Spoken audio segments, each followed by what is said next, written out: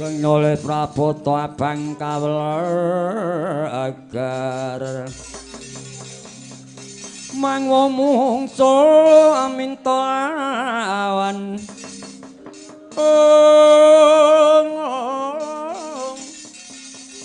aminta lawan terus ngareptun sadya narsa mbadhok-mbadhok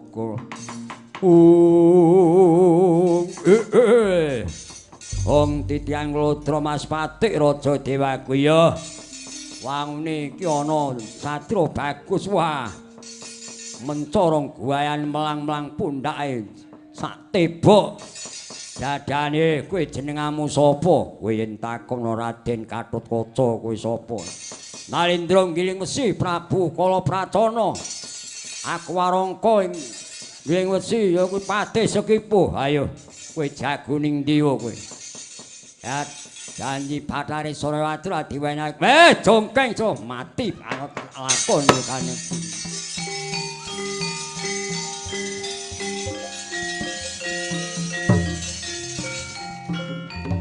Wah!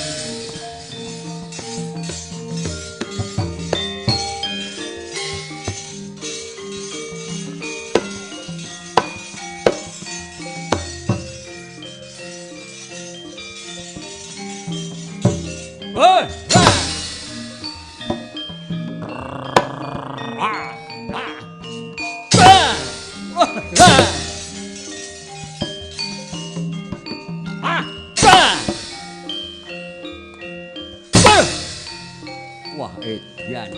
Wah.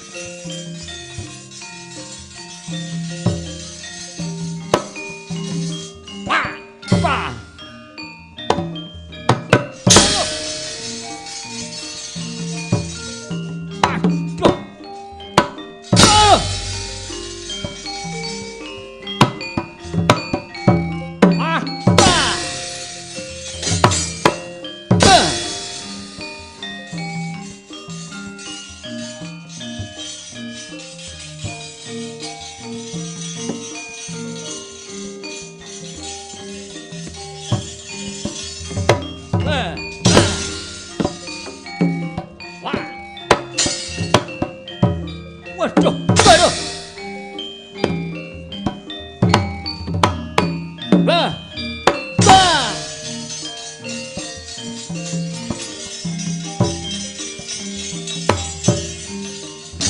Wah.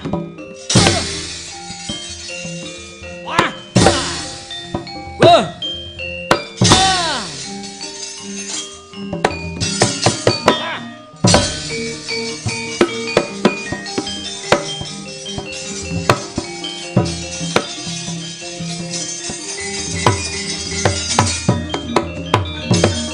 Nalika kaya mangkono Raden Gatotkaca najan bagus warnanira nanging kagungan siung eling-eling ibunira kang aran Dayarimbi putu Prabu Trembaka siung modot sak gedang kluthuk nyakut dateng janggane Prabu Kalaprata pedhot pecah kapisanan.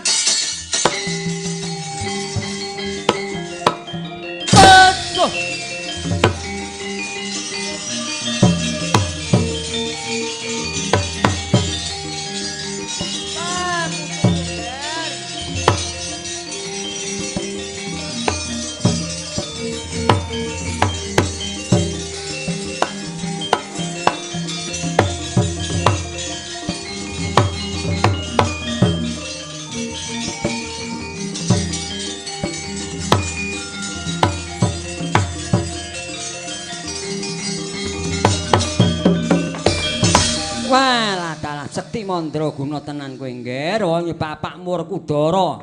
Satria gegirisi. Sekti mandraguna pilih tanding mula ya anake ya ampuh. Ning ibumu kuwi Dewi Arimbi ngger. Ibuku Dewi Arimbi ya kuwi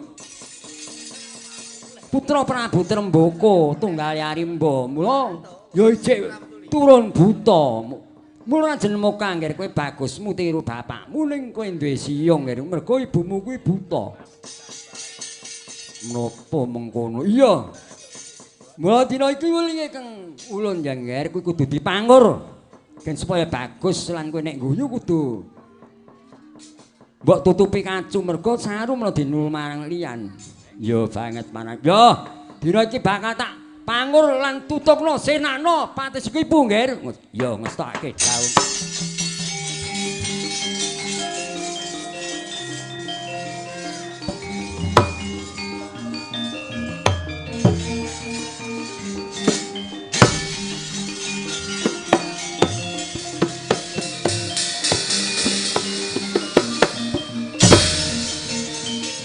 Wis tutupno ngger.